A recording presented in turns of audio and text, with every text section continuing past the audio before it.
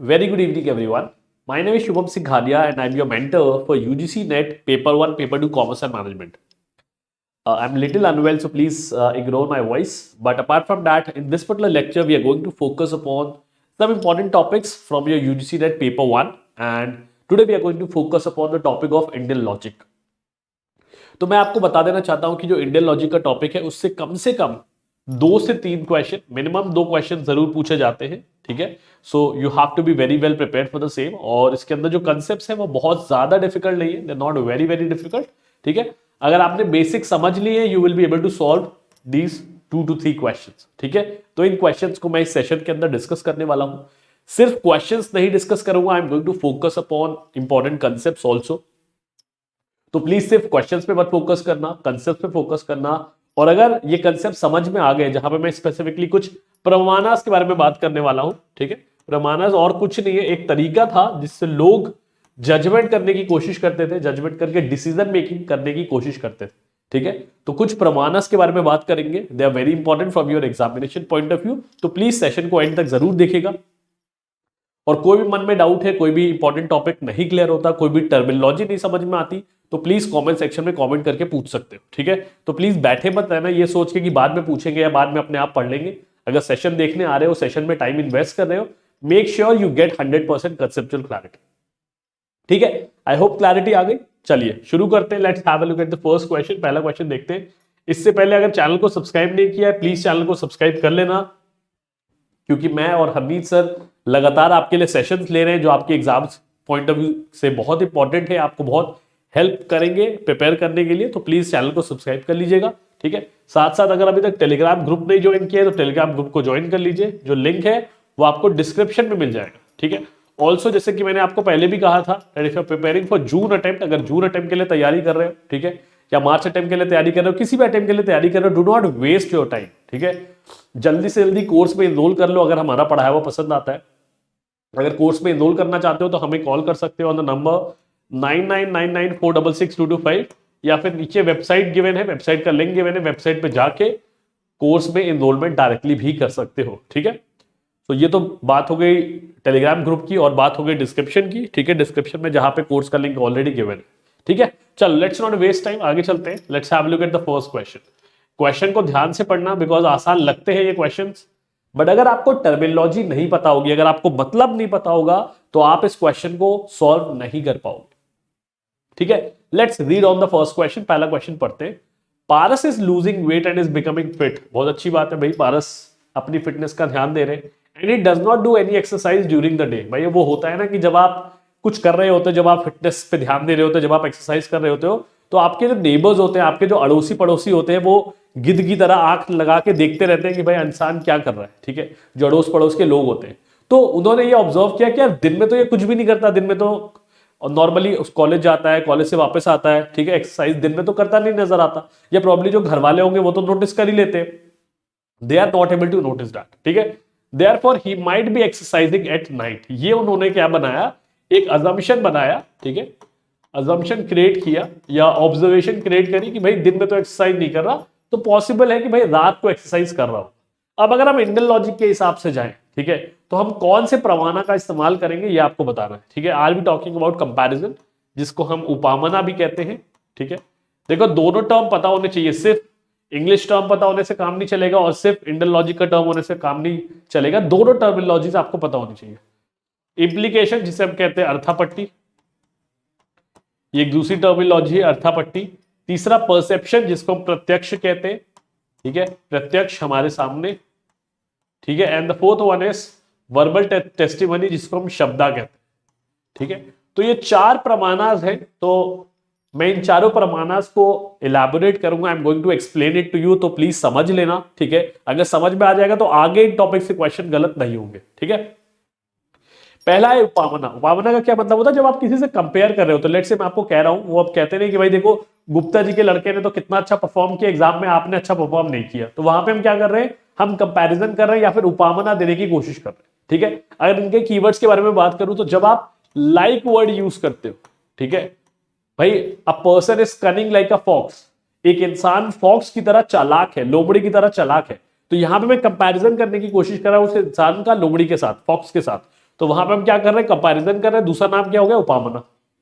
ठीक, last word है verbal testimony. Verbal testimony का क्या मतलब है, अगर मैंने कह दिया तो उसको आप सच मान लोगे। फॉर एग्जाम्पल, आप डॉक्टर के पास जाते हो, डॉक्टर आपको कहता है कि भाई ये दवाई लेना शुरू करो आपके सिम्टम्स के बेसिस पे और आप ठीक हो जाओगे।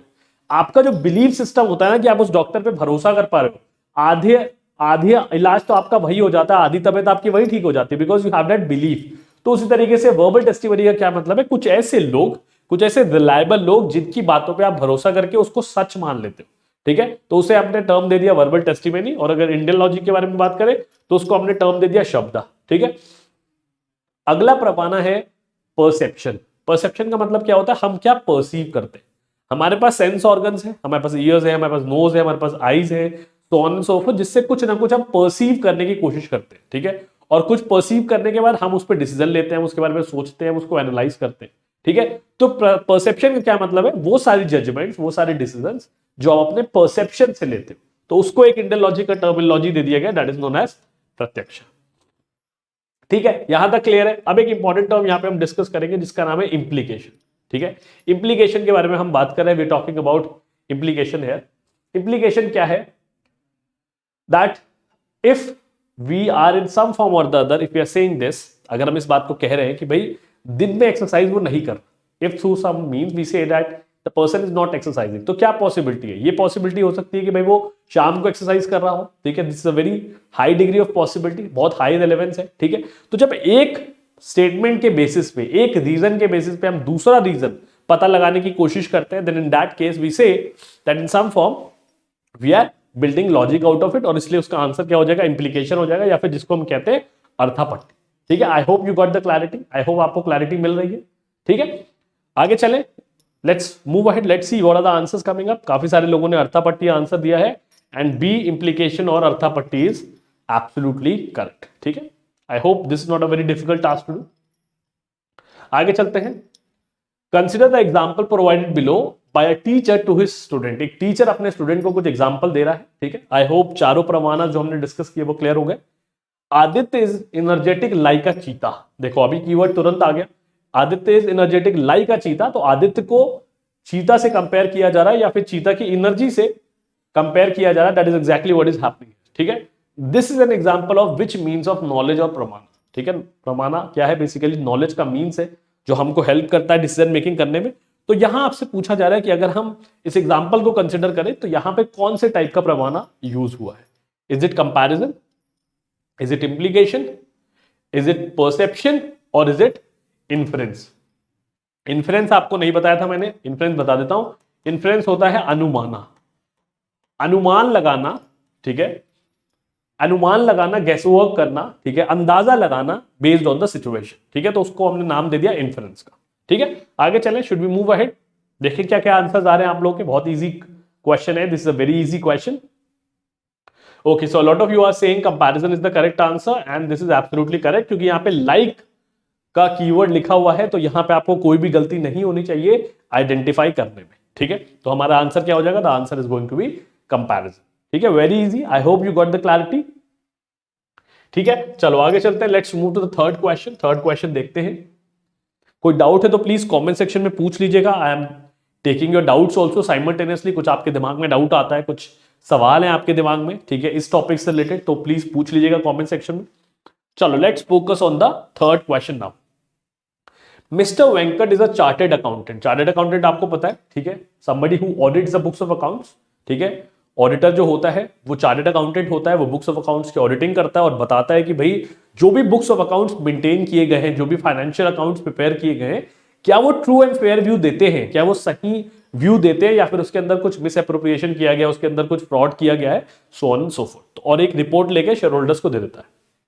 ठीक है, तो हमें क्या कहा जा रहा है, mister Venkat is a chartered accountant and he submits his auditor's report stating the fact that the accountants are misleading and there are misappropriation of fund. Question को बहुत ध्यान से पढ़िए। मिस्टर वेंकट एक चार्टर्ड अकाउंटेंट है and he submits his auditor's report. ठीक है, अपनी ऑडिटर्स की रिपोर्ट, खुद की रिपोर्ट सबमिट करते हैं, स्टेटिंग द फैक्ट कि अकाउंट जो है वो मिसलीडिंग है और कुछ मिस एप्रोप्रिएशन ऑफ फंड किया गया, मतलब कुछ ना कुछ गड़बड़ घोटाला है, कुछ ना कुछ फंड्स के अंदर चोरी करी गई है, ये मिस्टर वेंकट कहना चाहते हैं। Which form of Indian logic is expressed here, ये आपसे सवाल पूछा गया है। ऑप्शन देखते हैं, is it comparison, is it implication, is it verbal testimony और इज इट इन्फ्रेंस। ठीक है, अब देखो कंपैरिजन आपको पता है जिसको हम उपामना कहते हैं, इंप्लीकेशन आपको पता है जिसको हम अर्थापट्टी कहते हैं, वर्बल टेस्टिमनी आपको पता है जिसको हम शब्दा कहते हैं, ठीक है, और इन्फ्रेंस आपको पता है जिसको हम क्या कहते हैं, अनुमाना। तो ये चार टर्मिनोलॉजी हमारे सामने है। कंपैरिजन को हम लिख लेते हैं उपामना ताकि आपको याद रहे, और इंप्लीकेशन को हम कहते हैं अर्थापट्टी। ठीक है, so these are the terminologies which we have given. ठीक है, चलिए जल्दी से जवाब दीजिए, जल्दी से कमेंट करके मुझे आंसर बताइए, कोई गलती नहीं होनी चाहिए, यहाँ पे स्कोप है ही नहीं गलती करने का, अगर आपको इंडल लॉजिक किस 6 के 6 प्रमाण समझ में आ गए हो। ठीक है, देखो यार ये फोकस मत करो कि आप ज्यादा से ज्यादा क्वेश्चन लगा लो, क्वेश्चन मुझे पता है आप लगा लोगे, कोई ना कोई बुक उठा लोगे, कोई ना कोई पास्ट ईयर पेपर उठा लोगे, कोई ना कोई मॉक उठा लोगे, क्वेश्चंस आप प्रैक्टिस कर लेंगे। फोकस इस पे करो कि जो भी टॉपिक, बिकॉज देखो अब एग्जाम में टाइम कम है, अप्रोक्सीमेटली 10-12 दिन का समय है। ठीक है, तो हमारे पास टाइम कम है, तो हमें ये पता नहीं है कि कहां से सवाल पूछ लिया जाएगा। तो जो भी टॉपिक आप उठाओ, whether you pick up Indian logic, whether you pick up higher education, whether you pick up data interpretation, उसको इस तरीके से उठाइए कि एक बार आपने उसके क्वेश्चंस लगाए, सवाल प्रैक्टिस किए, कंसेप्ट्स क्लियर किए, तो अब उससे रिलेटेड जो भी सवाल आएगा वो आप कर पाओगे। ठीक है, तो ये जरूरी नहीं है कि आप 500 क्वेश्चंस लगा रहे हो या 1000 एमसीक्यू क्वेश्चन सॉल्व कर रहे हो। इंपॉर्टेंट ये है कि जो टॉपिक आपने एक बार उठाया वो टॉपिक आपको 100% 100% आना चाहिए। ठीक है, वो टारगेट आपका होना चाहिए। ठीक है, let's see what are the answers coming up. Okay, so a lot of answers are coming for verbal testimony and this is absolutely correct. Reason please समझ लीजिए, मैंने क्यों स्टार्टिंग में इतना चार्टर्ड अकाउंटेंट के बारे में बात करी, क्योंकि चार्टर्ड अकाउंटेंट एक ऑडिटर की तरह ट्रीट किया जा रहा है। और अगर मैं ऑडिटर के बारे में बात करूं तो वो अपनी रिपोर्ट किसको सबमिट करता है, he submits his report to the shareholder. ठीक है, और मैं आपको बता दूं, आपके घर में अगर कोई चार्टर्ड अकाउंटेंट होगा या अगर आपके फ्रेंड्स चार्टर्ड अकाउंटेंट वगैरह होंगे या कभी आपने इनकाउंटर किया होगा चार्टर्ड अकाउंटेंट के साथ, तो आप रियलाइज करोगे they are highly knowledgeable and expert person. तो एक बार अगर वो अपनी रिपोर्ट बना के दे देते हैं तो उसको उस पर बहुत ज्यादा बिलीव किया जाता है, उस पर बहुत ज्यादा ट्रस्ट किया जाता है। फॉर एग्जाम्पल, अगर आप डॉक्टर के पास जाते हो, डॉक्टर कह देता है XYZ बीमारी है, ठीक है, आजकल लोग सेकंड ओपिनियन लेने लग गए, थर्ड ओपिनियन लेने लग गए डॉक्टर से, that's completely okay, but at least you are relying on them ना, you are relying on their expert knowledge whatever they have gained through a vast years of experience.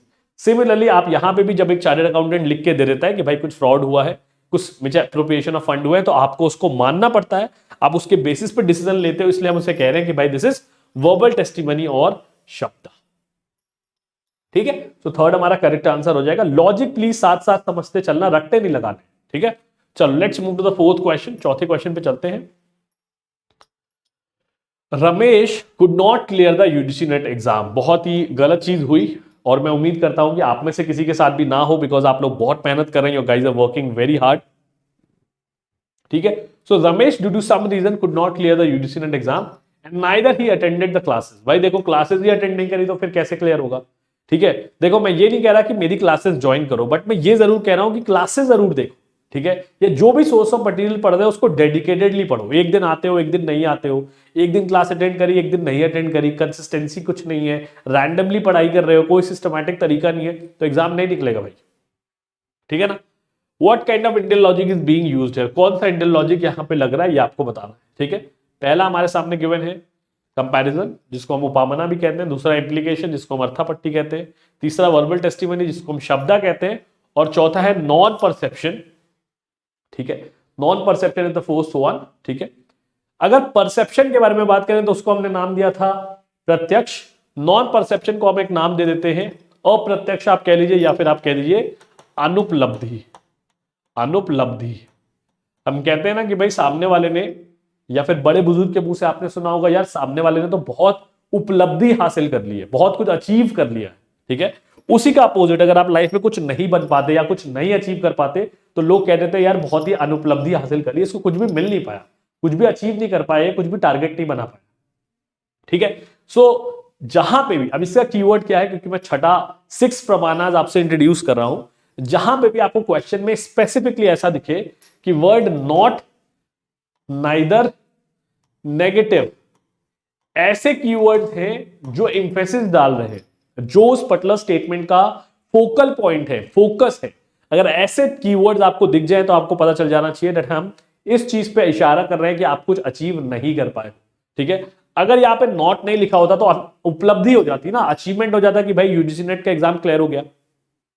क्योंकि word आ गया not clear, इसलिए हमारा जो answer हो जाएगा that is going to become non perception और अनुपलब्धि। अब ये मत कहना कि सर स्टेटमेंट में हर जगह नॉट लिखा है तो हम उसको अनुपलब्धि कह देते हैं, कई बार ये स्टूडेंट गलती करते हैं। यहां पे नॉट के सिवाय कोई और फोकल पॉइंट नहीं है, ठीक है, और कुछ काम की बात नहीं हो रही और कुछ फोकस नहीं है नॉट के सिवाय, इसलिए अनुपलब्धि आंसर है। अगर इसकी जगह बड़ा स्टेटमेंट लिखा होगा और वहां पे एक छोटा सा नॉट लिखा होगा बट कंपैरिजन किया जा रहा होगा, ठीक है, या फिर लेट से आप स्टेटमेंट के बेसिस पे इंटरप्रिटेशन कर रहे होगे जैसे आप अर्थापट्टी में करते हो, उस केस में अनुपलब्धि आंसर नहीं होगा। यहां पे क्लियरली दिख रहा है ना कि अचीवमेंट नहीं हो पाया है, could not achieve, could not clear the exam, ठीक है, इसलिए आंसर जो है वो अनुपलब्धि हो जाएगा, ठीक है। So fourth is going to be the correct answer.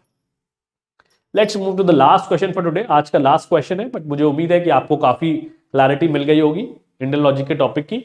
Ritika can infer through smell, smell है यहां पे ध्यान रखिएगा, that her mom is cooking something delicious in the kitchen on her birthday, ठीक है, बहुत अच्छी बात है, रितिका का बर्थडे है, उसकी मॉम कुछ अच्छा खाना बना रही है और उसको स्मेल करके पता चल गया है कि भाई कुछ अच्छा खाना, कुछ टेस्टी खाना बन रहा है। This is an example of which form of Indian logic, कौन सा इंडियन लॉजिक यहाँ पे इस्तेमाल किया गया? क्या यहाँ पे कंपैरिजन किया गया? नहीं। इंप्लीकेशन, क्या यहाँ पे कुछ इंटरप्रिटेशन कर रहे हैं हम on the base of statement, ध्यान रखिएगा स्टेटमेंट से इंटरप्रिटेशन नहीं हो रही है, ठीक है। इन्फ्रेंस, इन्फ्रेंस नहीं हो रही है, हम अनुमान नहीं लगा रहे हैं। अब मैं परसेप्शन क्यों कहूंगा, कई बार स्टूडेंट्स इन्फ्रेंस और परसेप्शन में भी कंफ्यूज हो जाते हैं। इन्फ्रेंस आप कब ड्रॉ करते हो? जब आपको कुछ पास्ट एक्सपीरियंस की वजह से आइडिया होता है। फॉर एग्जांपल हमने कहा कि भाई स्मोक निकल रही थी, अगर धुआं निकल रहा है तो भाई कहीं ना कहीं आग लगी होगी। ये आपको कैसे पता है? आपके पास्ट एक्सपीरियंस से पता है। यहां पे क्या बोला जा रहा है? आपके स्मेल से, आपके सेंस ऑर्गन से। रिमेंबर जब मैं प्रत्यक्ष पढ़ा रहा था, प्रत्यक्ष वाला प्रमाणा आपको समझा रहा था, वहां पे मैंने आपको कहा था कि आपके पास काफी सारे सेंस ऑर्गन्स हैं। जब आप उन सेंस ऑर्गन्स के बेसिस पे परसेप्शन क्रिएट करते हो तो हम कहते हैं कि भाई हमने प्रत्यक्ष या फिर परसेप्शन का इस्तेमाल किया है of Indian logic to make any kind of decision और अंडरस्टैंडिंग। तो यहां पे क्योंकि क्लियरली लिखा हुआ है कि भाई स्मेल का इस्तेमाल किया गया था, इसलिए इन्फ्रेंस आंसर नहीं होगा, आंसर हो जाएगा हमारा परसेप्शन या फिर जिसे हम कहते हैं प्रत्यक्ष, क्योंकि आपने कुछ सेंस ऑर्गन का इस्तेमाल किया और उसके बेसिस पे अपने जजमेंट या फिर अंडरस्टैंडिंग बढ़ाई या फिर नॉलेज बढ़ाई, ठीक है। So third is going to be the correct answer, ठीक है। तो that was all for today. आज का सेशन यही खत्म करते हैं। देखिए मैं बहुत ज्यादा लंबे सेशंस पे फोकस इसलिए नहीं कर रहा हूं बिकॉज आपका टाइम बहुत कीमती है, तो इंपॉर्टेंट टॉपिक लेके आ रहे हैं मैं और हरनीत सर, बट पूरी कोशिश कर रहे हैं कि जो भी टॉपिक आपको पढ़ाएं वो 100% एग्जाम से बहुत रेलिवेंट हो, बहुत इंपॉर्टेंट हो और 15 से 20 मिनट के सेशन के अंदर आपको कंसेप्चुअल क्लैरिटी हम दे सकें, ठीक है। So that was all about this particular session. कोई फीडबैक हो हमारे लिए, कुछ भी आपको डाउट हो तो प्लीज आप कमेंट सेक्शन में कमेंट करके जरूर बताएं, ठीक है। Till then keep preparing well, all the very best, God bless you all and I know that you all are going to clear the examination, ठीक है। सेशन पसंद आया तो वीडियो को लाइक कर दीजिएगा, चैनल को सब्सक्राइब कर दीजिएगा। कोई फीडबैक हो मेरे लिए तो प्लीज कमेंट सेक्शन में डालिएगा, I am going to certainly read it and reply to your doubts if there are, ठीक है। चलो बाय बाय, दोबारा मिलेंगे अगले सेशन के अंदर। Thank you.